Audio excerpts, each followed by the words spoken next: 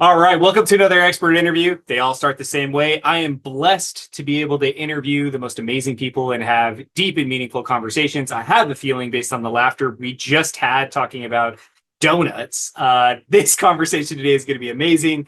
Brian asked great questions, so it's nice to be able to flip the script and ask him questions and really drive into the value he brings to the world. As always, I let my guests introduce themselves. Brian, why don't you tell us who you are and what you do, and then we'll dive in. Yeah, I wish I could tell you I was here to speak as an expert on donuts, but we've already clearly known that individual is on your team and in your world, and not mine. But I'm happy to learn from anybody as well. I'm a forever learner, and I would say that's a pretty good way to start it. And I'll tell you, the place that I've learned the most is my number one role, which is as a husband and a father. And I always say I'm a husband and father first. I've said that, in fact, for 20 years, but I always reinforce this point. Even though I've said that for 20 years, my actions were not always congruent. There's a whole lot that I know that we'll get into as it relates to my story, but obviously had just at a 30,000 foot level, a story that I'm known most for is when I was 7, I was run over by a truck and my left arm was completely torn from my body. And a whole lot that's come from that, and it's shaped a whole lot of who I am and how I operate today. At the end of the day, my friend, what do I love most about this world? It's the people that are in it and the connections that can come from it. And yet I have, for most of my life, and not only in my own experience, but in witnessing and experiencing it with others, seen all of this waste all around us, right? Wasted time, wasted energy, wasted money, wasted resources, just waste and waste that I don't think needs to be there. And a whole lot of what I do is help heart-centered impact makers, right? Real like disruptors, people that want to create and incite real change, and who not only have the skill sets and the abilities and the credibility to deliver, but that often have existed in a place of waste, right? Have adopted elements of who they are from who they adopted because of who the world told them who to be, and otherwise, and that shows up in their leadership and their communications and the systems and the products and everything that they build. Wasted opportunity. And so I help those individuals identify and remove the waste they don't know exists within, whether it's within themselves or within their businesses, their systems, their leadership, their communication, their teams, or otherwise. And at the end of the day, when we can start to remove the waste that exists within the world, we not only get to exist in wealth, because that's when trash stops, but we learn to ask better questions and create options and opportunities for ourselves. And so that's how I live my life, with the desire to try to compress time and impact as many lives and as many businesses as I'm capable within my life that I'm given here. Love that, man. I know you're really busy, so I appreciate you taking the time. And I want to reflect, and I've done this, I think, in every meeting we've had, and I want people to hear this. Brian and I got on our very first meeting, and he said, Devin, tell me about yourself. And I gave the typical, this is who I am and what I do answer. And he's like, what was the exact language? You might have even said that's bullshit or something. Like, it was like very direct. And he held the mirror up and said, like, no. Who are you really? And it really resonated with me that although I am someone that wants to add value, and my tagline is real people having real conversations with real connections, and I was showing up authentically, but I was showing up authentically in a very small lens, not the depth that Brian drives conversations to. And so I love to reflect that back and just share that moment, because that was one of the most memorable moments in meetings this year, was Brian saying, no, we'll move through the rest. Sure, we'll get there. But that, and I think that reflects who you are and how you show up in the world. So I want to push that back on you. You gave us a Thank you. little insight into your story. You gave us a little insight, but Yeah. pull the curtains back. Like you said, husband and father. Like, Yeah. what season are you in there? What's shining there? Like, share that. Let's talk on the personal side a little bit. I'm in an extremely contemplative season right now, in a variety of areas in my life, and I'm a big believer in patterns. I operate in patterns. Most of my gifts are somehow connected to the patterns that I see and how I'm able to communicate and build them. And yet, when I see all these cycles taking place in my life, I'm so grateful for where I am and who I am today. I promise you I'll give you more depth in what I'm saying here, but why I say I'm in a contemplative mode is I find myself extremely blessed. I feel like I've lived multiple lives because of the way that I do compress time for myself, and in how I've allowed myself to have so many different experiences, and frankly lived most of my life in positions of suffering. You know, that is one of the big things that I talk deeply about, is how much I learned to receive love, validation, and connection through performance for so much of my life. It was so contingent upon what I did for people instead of who I was. And there's a gazillion reasons why that we're not going to even have time to scratch the surface on today, especially not in answering this question. But I find myself in this just really interesting season. I just turned 40. The age doesn't mean anything to me, but it is interesting because I do like patterns and numbers, and 4 is my favorite number, and I'm literally, I guess, in my 10x year as we speak. And so it's interesting just to see who I am and how things have evolved, and all based in the choices that I make every day and in every moment. And so I try to find myself focused most right now on trying to have as much time and presence as I can in everything. And so I've lived a lot of my life in projections and goals and aligning and building. And by the way, I still do that, right? But like, I really don't live in that space much anymore. I've done a ton of work doing reflecting and unpacking, and I do still in the moments that I need to. But I'm finding that right now, I'm really enjoying my ability to be in the present moment more than I've ever been able to in my life. And I listen and I look around me, and, you know, there's this combo of hustle culture that exists, and this, you know, groove of entrepreneurs that's like all crazy hyper, almost like roided out alpha. And it's like all these things that are taking place. And they're like maybe the one group that are not saying this because they're so hard to prove that they're getting younger instead of actually aging a little bit, right? But I think it's interesting because so many other people around us, it's like in their 40s and 50s, are like, oh man, I'm starting to feel my aches and my pains and my everything. But here's my reality. I lived for 31 years in daily physical pain that was like quality of life debilitating. And I just turned 40, and I'm 2.5 years in zero physical pain for the first time in my life. And so I, in many ways, feel like I'm just getting started. Like I'm having a reverse effect. I'm not getting younger. Trust me. I know I'm not, but I'm really taking toll on what matters most to me in every moment. And it goes back to my wife and my kids. And so I'm in the season of dad right now. To answer the specific question of what season am I in, I'm in the season of dad, which means that all of my choices revolve around what's going to be ultimately best for my wife and my kids. And that means I'm turning down a lot of opportunities to go speak in all different parts of the country. That means I'm turning down certain work because I'm not willing to sacrifice the time. The time is worth more than the money to me, right? And yet at the same time, we're still wanting to build the impact, and we are every day. But the more I'm learning to exist in a place of surrender, and the more I am able to be, the more I am. And so, you know, the who am I, though there's ways to describe it, I also don't know that I have a singular container anymore. And I don't mean to be like too abstract or esoteric around it, but like that's just my real-time truth in the moment, to give you the honest reflection. Man, there's so much insight in that, and that's why I asked, because I know when we got together, and again, I'd love to pull the curtain back and let people know the conversations we're having. You know, we spent so much time talking about kids and our families and where we're at as dads and the challenges we're facing, but then the excitement we're seeing and why we both align on that and the time and the importance. And so, you know, if you're listening and watching this and you find yourself caught up in the moment of business, which happens, like where there are seasons where you're head down and growing, you know, make sure you pick your head up and look around and realize what else is there, right? Your own health, your own wellness, the people around you. And I know Brian reflects that back to people all the time. And so, you know, thank you for being open and honest there. Yeah. I I'm want able to to only shift. reflect it though, because I lived so much of my life that way, Devin.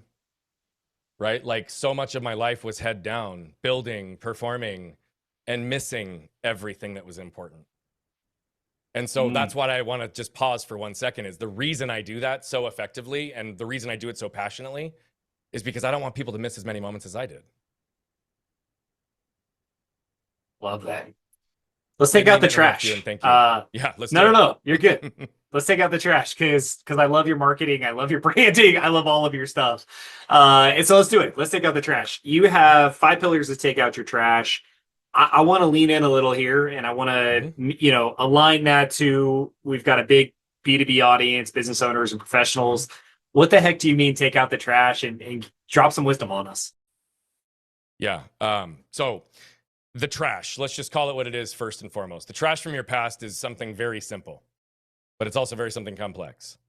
It's the emotional triggers, behavioral patterns, and environmental conditions that have created a set of cellular memory and beliefs that your life have only further validated.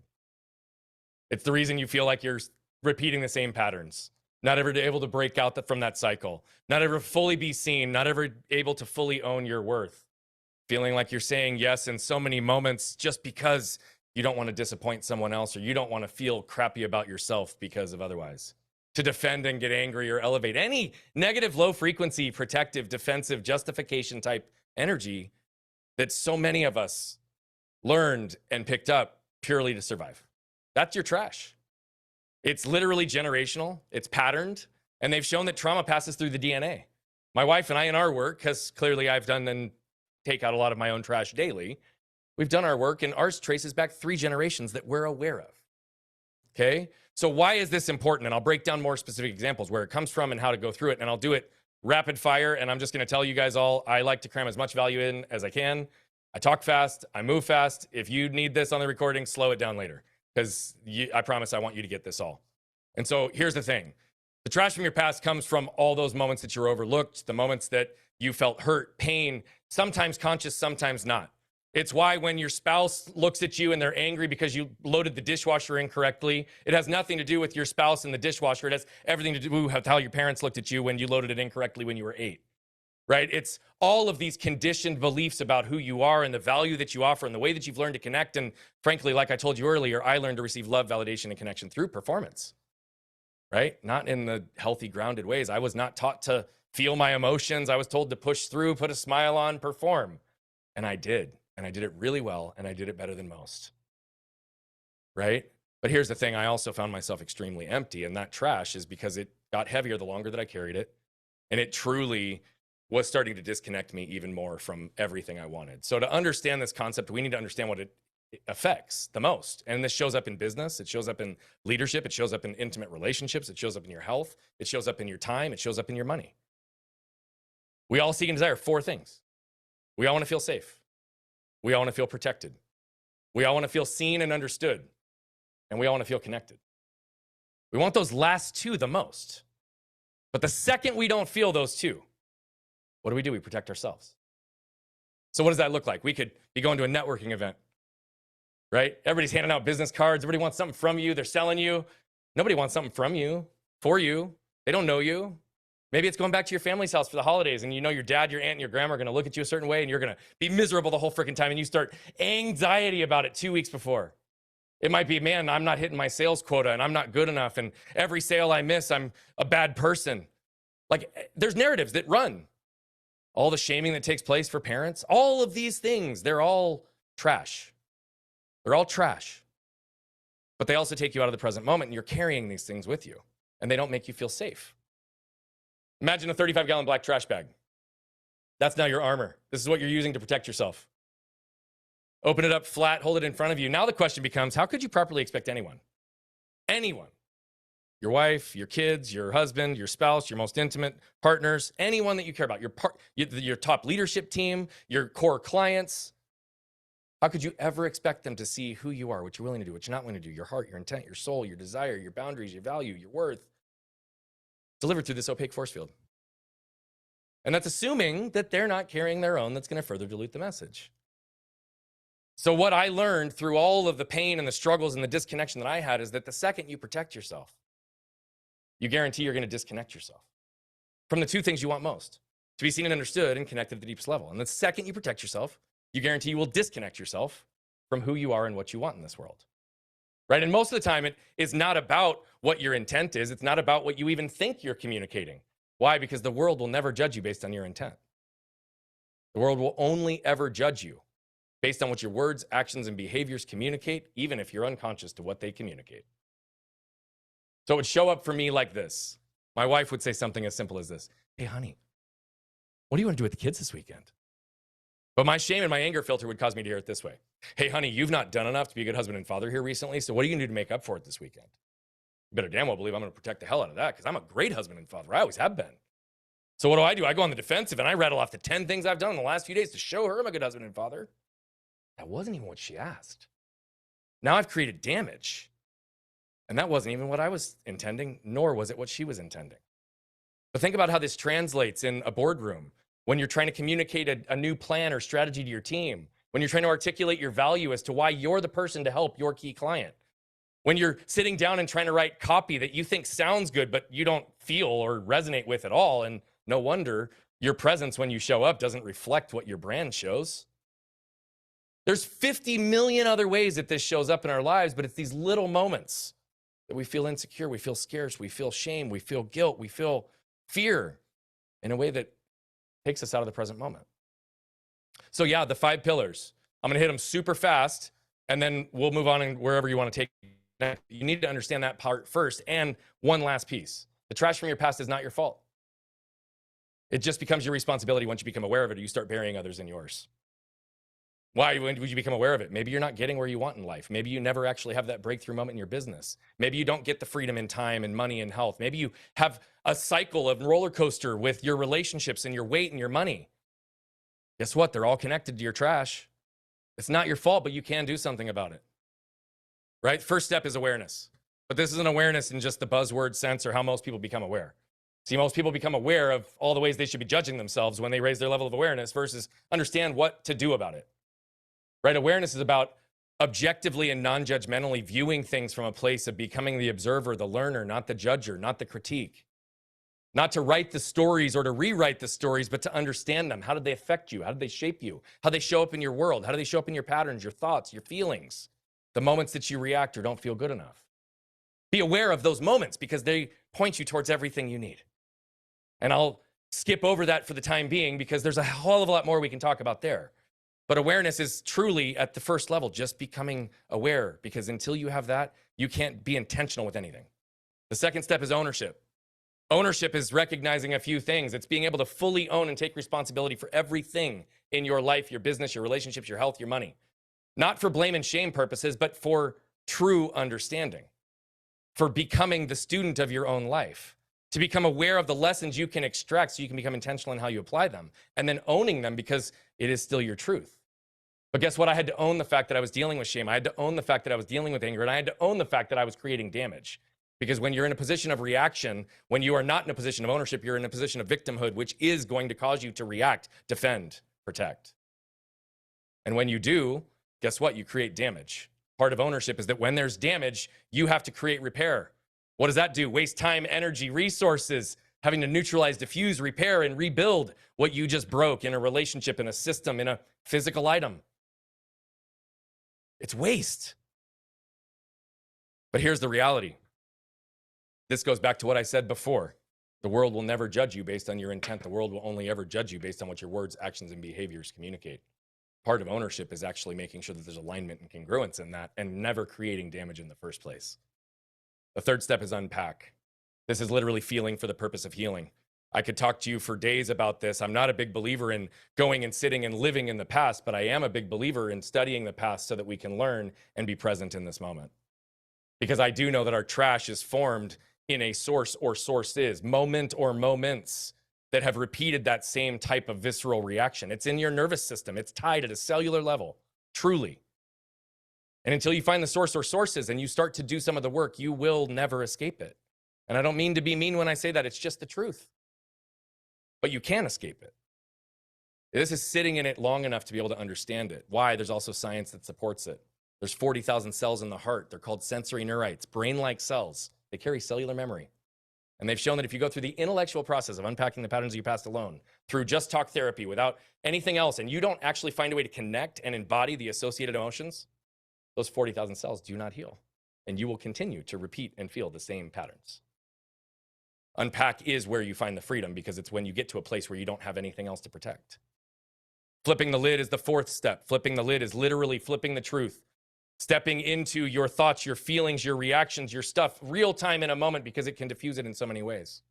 It's about how you can regain influence and control in the moment. Flipping the lid isn't reacting and flipping out. It's when I hear something incorrect from my wife today, saying something as simple as, hey, I got triggered by what I just heard, which tells me maybe I didn't hear you correctly. Could you say that again?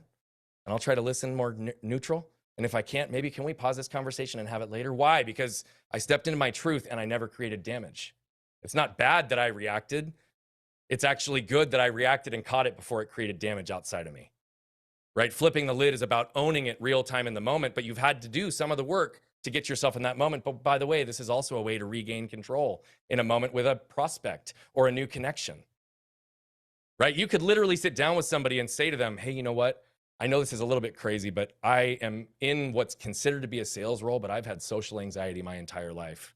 I've also struggled with some shame, and I don't need to give you all the details on that, but what does that mean? That means that sometimes I was so eager to deliver and hear my value in a sale that it made me awkward in these moments, and I can be sometimes a little bit awkward in how I approach this. So if you read any weird energy, just ask me about it, because I'm transparent, and at the end of the day, I'm here not to try to sell you anything, but to try to figure out whether or not I'm the best person to help you. Or to say to them, hey, I noticed that you disengaged just a few minutes ago, and we'd agreed earlier that we were going to do some collaborative work. So did I lose your attention? Have you decided that you no longer want to have this conversation, or there's no value? Or is there something else that you need to pay attention to right now? Maybe we pause this and revisit it later. There's nothing to justify, defend, or protect, but it is about putting yourself in the position where you don't need to, because why? What do I have to hide if I'm just honest? By the way, big energy delivered through armor is confusing. Flipping the lid diffuses it. Okay? The last step is move. How do these move through your body? How do they move through your world so you can move through them? Life is all about movement and growth. The only time you get stuck, though, is when you stop asking the right questions to create options and opportunities for yourself, for you to make new choices. That is literally the definition of waste. So the only time you're stuck, the only time you exist in waste is when you stop asking questions, because they're the pathway to growth. So what does this mean? Well, if I ask the questions on how it moves through my body, that means physiologically, how do these things show up? I'm not meaning, does it feel heavy, or does it feel like sadness or anxiety? Don't label it with an emotion or just a sensation, but literally, what are the physiological patterns that happen in your body? What happens with your heart rate? What happens with your breath rate? Do you feel tension or tightness anywhere? And if so, where? Do you notice yourself shrink? Do you get tightness in your jaw? Do you start getting a headache, tension in your neck? Pay attention to those patterns, because they can point you directly towards what's important in a few different ways. But why is that important? Because shame is like the ultimate wolf in sheep's clothing, and it shows up as about 50 other emotions. I have 5 different ways shame shows up in my body. Till I know that, how will I ever get ahead of it? I have 6 different ways anger shows up in my body. If I don't know that, how do I ever get ahead of it? Otherwise, I'll just say I'm angry. Now that I understand those things, though, I can start to look at what puts me in that state, i.e., how does it move through my world? What triggers me into the state? What makes me feel shame? What makes me feel anger? I have over 50 shame triggers I'm aware of, and over 60 anger triggers that I'm aware of. But this is what I started calling trigger mapping a number of years ago, because once you can start to see the patterns, you can pause in those moments and take a breath and ask yourself a couple of questions. And it starts to point you towards what's important. That's how you can move in the moment. But those questions are, the second you react, the second you feel that trigger, is what I'm reacting to right now due to what's right in front of me, or the trash from my past? Here's a little secret. About 99% of the time, it's the second. The second question is, what am I protecting right now? Because if you can't move away just knowing that it's not about what's right in front of you and lower your armor then what am I protecting? What was I protecting my wife? I'm a good husband and father. I care very deeply about being known that I'm a good husband and father by the ones that I care about the most. Why would I shrink down whenever somebody would challenge a thought for me? Because I didn't want to have to defend things or justify, or, oh, by the way, the number of times that people didn't believe the own story that I lived in. But the point is, I still had to pay attention to that. The last question is, am I safe right now? Am I safe mentally, physically, spiritually, and emotionally? If you can look around, the answer is yes, then that's your cue to lower the armor. Why? Because when you become the protector and connector and you can lower your own armor, you become the thermostat, not the thermometer. You set the tone in any room you walk into, because you can be the protector and the connector to wrap protection around the whole space energetically when you yourself have nothing to justify. Freedom is on the other side of that. It's kind of like the 8 Mile movie moment after he drops the mic at the end of the rap.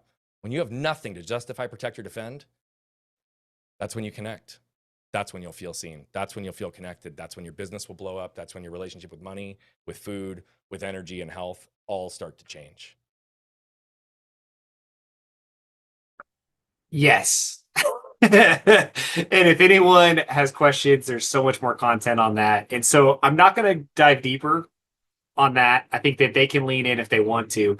What I do want to do, though, is I think you've empowered the individual, and I think we've spoken to them. What I want to talk about is something else you do, which I think is really important, is when companies are getting ready to make big shifts or big changes, they bring you in to help communicate and integrate those things. And so this is much more of being proactive and really looking at the big shift. Could you talk through an example of that and what you're able to bring to them? I really think there's some interesting stuff there. Yeah, I mean, I'll give a case study because it'll be an example, and I'll try to have it be as tangible as I can. But oftentimes this will happen in like a founder-led organization, right? That's been around 20, 30, 40 years, and now there's private equity or new ownership or leaders. Sometimes it's just pure transition because of a transaction, because of private equity or venture capital, or there's an inflection point in leadership or the trajectory of the company. Those are the most common times that people will see these things. Now, there's often what the strategy and the plan is for the organization. And then there's also what each leader individually wants it to also be. Then there's like the stated way that we're going to corporately communicate about this. And then there's however it actually gets communicated to the teams, to whom, to how, and when.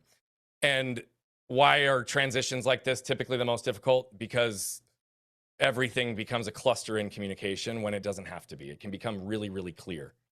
And so the issue is there's not a lot of people who can filter out all the different variables in people and get them clear in a concise, aligned way. And so I'm a communication architect from that standpoint, but it's not me designing a message. It's me listening and figuring out the message that they both want and need to communicate to align with the strategy. So it's taking all four of those potential options and compressing them so they're aligned. That's essentially what's going to happen. So in this case, I came in to a basically 2 to 3 month engagement. It started as a keynote engagement, but after the first call, they realized it was more. It was a $250 million senior living organization that was a 40-year founder-led organization. Okay, so literally the two same founders for 40 years. And 2 years ago, they brought in some outside private equity money, but it was not for the operations of the company. It was on some of the real estate. So it looked like they were starting to transition, but nothing was clear. Well, it came down hard and fast after they'd made the execution and the transaction.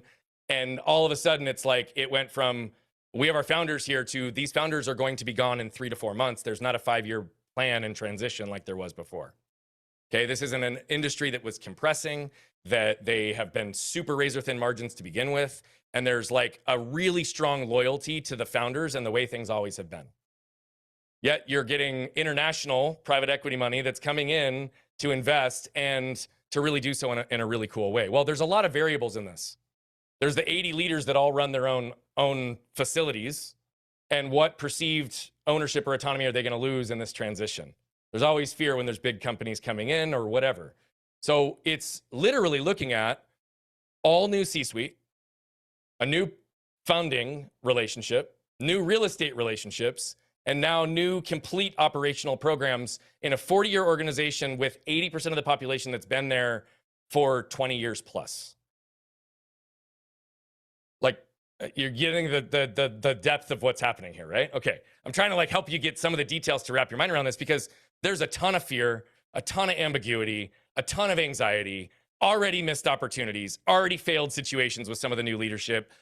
And one C-suite that interviewed for the CEO role did not get it and got another C-suite role, and yet was the first one that was there on site. So let's just start there too. We had to unwind what already was there.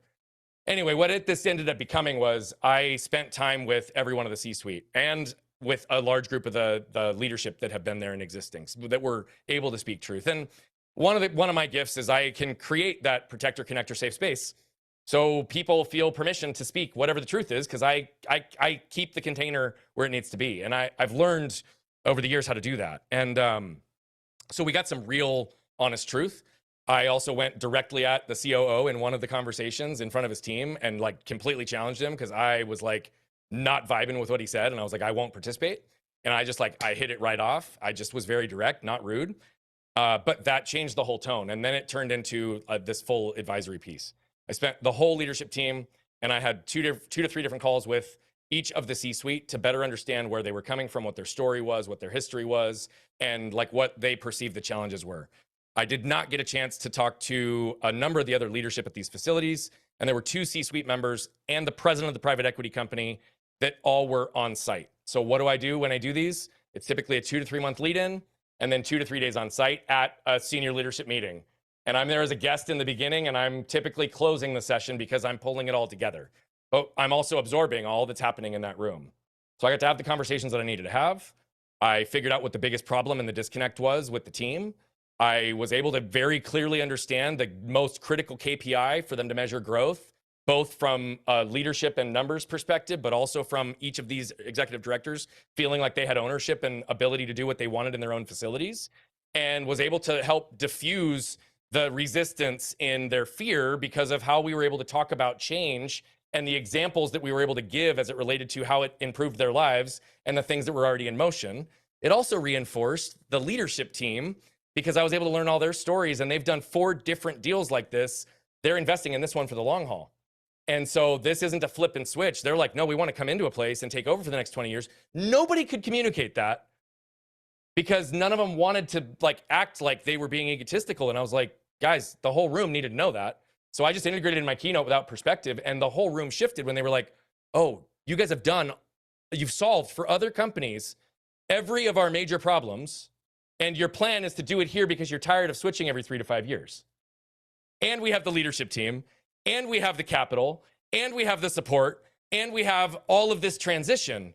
It went from what could have been a disaster and losing a lot of their top talent to them getting so much clarity and buy-in in the future because they were seeing this as opportunity versus something that was bad. And not that that's as simple as it was, but you got to figure out all these things, details, but 95% of this stuff is not in what's said. It's in what's felt. And that's what I'm usually able to surface. That's what we were looking for. I wanted to make sure that people who are in those situations, in either the one receiving capital or the ones doing investors, we have a lot of family office people in our world, that I really want you to lean into Brian, because as he was sharing some of these stories with me in the past, I love all these moments you talk about in the head nods. Like, I know it's Monica and I here today, but the whole story, it's like, I've heard that, I've seen that, I've heard that, I've seen that. Like, so make sure if that's the world you're living in, again, it's nice to have that outside person. But what I think you do better than most is the ability to communicate it. And I love that you do that. Let me tie and put the little bow on it. And so we'll wrap that again. If you want to go deeper on that subject, lean into Brian, have a conversation. The last subject I want to hit you with the time we have left is AI. What the heck are you doing with AI? Because we're not on stage, but if we were, there'd be a little drone flying around you getting selfie videos, and then you drop text it to people right away. But just give us the few minute teaser on, like, how are you integrating AI into your world, and how do you see it impacting business? Yeah, I think it's really important to start with, I was actually like adamantly against AI for a long time. And what do I mean by a long time? Look, in the life cycle of AI, I was like a late adopter, even though in the perspective of the world, I'll probably still be considered an early adopter, right? What does that mean? The first time I ever used any LLM, like ChatGPT or anything, or any AI-based tool, was August 30th of last year. Less than a year ago. Less than a year ago as we're recording this today. First time I ever used it. But I was able to learn really, really quickly that it did a few things for me. It allowed me to make some of my superpowers and the things that I do tangible in a way that I was never able to. And I was able to create consistencies in ways that I could no longer create consistencies, right? As a human, in our human error side. But why was I so adamantly against it? Because I saw AI come in and 2 things happen. First of all, there is a great degree of laziness and deferring of thinking and feeling and doing some of the work that I'm seeing take place. That's more like my piece that I'm still seeing happen, which is a whole nother point. And people like making ChatGPT their therapists and coaches and things. It's interesting because there's no human connection. That's just a whole nother sidebar. But what I was seeing happen is a lot of people that all of a sudden had no original thought, no unique value, no ability to communicate something themselves, who were struggling to get clarity in their message. Now, all of a sudden, overnight, with ChatGPT writing long-form content consistently and sounding like they're a college-level professor in whatever topic that they want to talk about. I'm being a little extreme, but you know exactly what I'm talking about here. The point is, there's a lot of people who don't understand that their voice is their greatest asset. Like, why do you think intellectual property protection is even a thing? It's because it's intellectual property and everybody's handing it over to train all the models and not even thinking twice about it. But what are they also doing? They are not clear enough in who they are to set the boundaries and guardrails appropriately to ensure that they protect and maintain their voice instead of actually have it become adopted. I'll give you a real life example of what I mean by this. I stopped watching other people's content probably 5 to 7 years ago. And a lot of people are like, wait, what? That doesn't mean I don't ever watch anything. I don't consume in mass, and I don't consume typically from a singular teacher, especially if it's video or audio, in consistency over time. Why? Because we adopt and model what's in front of us. I don't want to accidentally, and I've done it a million times. You spend time with somebody that's close, you start talking like them, acting like them, becoming like them. Now, I have many, many, many, many relationships, but what I'm talking about here is in this space, my voice is everything. Nobody speaks like I do. Nobody coaches like I do. Nobody reflects things the way that I do. And that doesn't mean that I'm better than anybody. That just means that nobody does it like I do.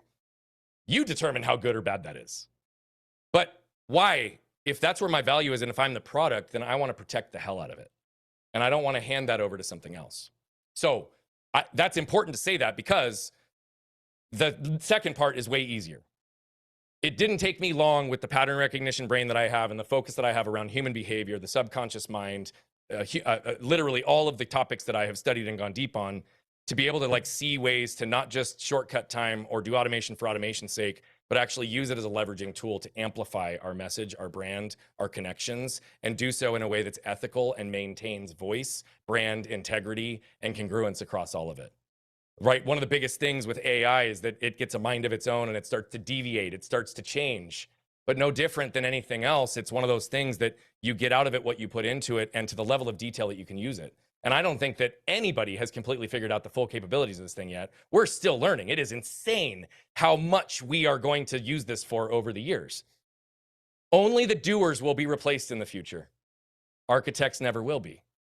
So what are you using and how are you using it to build and design whatever it is? It doesn't mean you have to use AI for your solution, but using anything to architect will make sure you're not replaced. And I do believe that AI is the greatest investment that anybody can make. Truly, it helps us aggregate information, make better decisions, make better connections, do things faster at speed, all these benefits. But I'm not talking about artificial intelligence. I'm talking about awareness and intentionality. Because if you can be aware and intentional with your leadership, your communication, your teams, your relationships, your products, your offers, your structures, your messaging, you own your branding, your consistency, you protect your intellectual property, the gray matter, right? The things that nobody else can do that you can do. Then all of a sudden, we can actually be better with how we lead our teams. We're also going to unlock artificial intelligence. And so my superpower in the modern era is how I'm utilizing technology, especially AI and systems, to be able to capture, amplify, and bring clarity to people's voices, messages, brands, and tones, and doing so in a way that they don't dilute it, hand it over, or sacrifice their greatest asset, which is their voice, their impact, their business, their brand. And there's a whole bunch of tools that we built around this, but we're creating all these unique solutions as well to be able to help revolutionize workflows and things. We've used AI to redesign $10 million unprofitable divisions in logistics companies and flip them from a negative 2%, like a loss basically, to an 8% profit by redesigning the first 30% of their customer journey, utilizing technology, AI, and workflows, but not replacing humans. We didn't replace any humans in their process. We just replaced waste. And we systematize things that were going to be consistent. So there's a real amplifier to this tool beyond just like, writing emails and like basic business plans and some of the things that I'm seeing a lot of people use it for. I love that you pull in the removing waste, right? Where we start and then where we end, right? Is that, because that's such a great way. And I geek out every time you share it. And so, Monica, I know you're here. Do you have any questions for Brian? I know you guys already know each other, but anything top of mind with what he brought? And I'll let you think about it, or if you have one, jump in. No, I listened to Brian's podcast. I've had the pleasure of working with him. So love hearing his story and being able to, hear more perspective and more about what he does. Love it. Okay. Gary dropped a few questions privately to me, so let me screen a couple of those by you, Brian. Yeah. Here we go. I like this one. So you emphasize authenticity in leadership. How can leaders maintain authenticity, especially in high stakes or high pressure environments? Well, I think it comes down to how do you define authentic for the individual? And are they wearing a hat, playing a role, or are they just fully who they are in all of them? I'm going to suggest this goes back to the story you told about yourself. You weren't inauthentic when we first met. You were real. You were straight up. You told me some basics and elements of what you were, but I was like, bro, there's more. There's more, right? And so I like the good stuff. I like the real stuff. I like the things that make us all connect, because that helps me understand. That's why your superpower is helping connect people. And I've learned so much about your story as to what leads to that, right? But I got that over time. And so part of it is getting ourselves to a place of trusting ourselves so much that, again, we don't have to wear that armor and protect ourselves. This is that protector connector role where we can become the strong spine and the soft front. It's that we love who we are. We're grateful for who we are. We know who we are. And we don't feel the need to justify, protect, or defend who we are, because we can just be who we are wherever we are. Now, there's roles, right? And so how can we remain being authentic? Just because I ask people to be authentic, real, and vulnerable and transparent does not mean that you owe anyone your whole story. But like the example I gave of talking about like, oh man, I have had social anxiety for my life in sales. It's an example of being authentic and leading, because I'm giving the truth, but I'm not saying that there's anything wrong. I'm just explaining what they may not be able to connect or understand in the difference between my words and my energy. Authenticity is just being okay, knowing that like who you are is good enough. And it's okay if you're not clear or it's not right. Authenticity, I think, exists when we remove the judgment and the criticism and the shame. And so when I say, how do we do that? How do you tell someone to become authentic? Well, the first question is, do you know who you are? And do you know like the things that light you up or don't light you up? Are you aware enough of your patterns to understand like who you are and to be able to be in yourself enough to know what's happening to just be you? I know this sounds like somewhat complex, but it's also overly simple. And so in a lot of ways, it comes down to just really starting to understand yourself and asking those questions. And then how does that show up in your leadership, in your communication, in your systems, written, spoken, verbal, in your delegation, in your scarcity, in all of the ways that might affect your ability to lead without armor. Where are you going? Talk to me about the future. Paint the future for us. I know you're in a season with your family, but obviously you're doing some amazing stuff in business. What's your Mount Everest right now? I told you earlier that I'm in a really contemplative state, and so that also means I'm looking at even the future different than I ever have. Right now, I see a lot of amazing things in the future within my business. We've got a stated vision and goal that is still true and still there, which is that we're trying to impact over 1 billion lives as quickly as we can. And that's just the truth. What does that mean? By reducing the level of suffering that exists on this planet, largely of which exists internal, and that shows up in different ways. But that's like the big mountain. And yet I don't necessarily have the ability to know whether I will ever get there. I won't be able to measure it, and I can't confine it to a time. And so that's like the broader vision, is just continuing to do it. But if I really bring this down, I want to continue to reach as much self-mastery as I can. Why? Because it allows me to have as much time as I possibly can. And by doing that, I get to be as present as possible. So I have some short-term visions. Right now, I've 70 to 75% of the way done to building workflows and automations to replace 95% of the non-human essential tasks in our business, which will allow some people who want to redirect their energies to do so and not have any hiccup in our business. We're about a month out from having that complete. We just launched some of our first AI products, and we're still very early on for some of that, right? So what am I doing? I'm still looking to get in front of as many people as I possibly can. And I just got onto the Growth Hacking Live stage in September in San Diego, hosted by, oh my gosh, why did my brain just blanked? It'll come back in a second. But it's basically Traffic and Conversion Live. It was from the same Perry Belcher. He's the one who founded it, and so he's now launching and doing this. Well, we're going to be talking about AI. It's either going to make you millions or cost you to make you lose everything, right? And that's the truth if you think about it. And so we're going to be really intentional in some of the categories that we're doing. But what does that mean? Getting in front of people, speaking, doing the consulting. And right now, we made some pretty big changes 3 or 4 months ago, and we're still in the beginning phases of some of those. So we're just kind of riding the wave that we're on. But right now, I'm trying to be with my kids as much as I can until they go back to school next week. I'm focusing more short-term and present than I maybe ever have. So I realize that's not like the grandiose vision and Mount Rushmore answer that you might normally get in a regimented business way, but.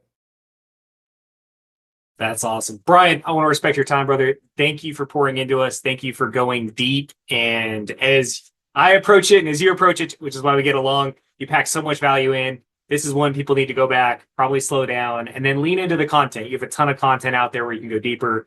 Thank you so much for your time. I appreciate you. Appreciate you, bro.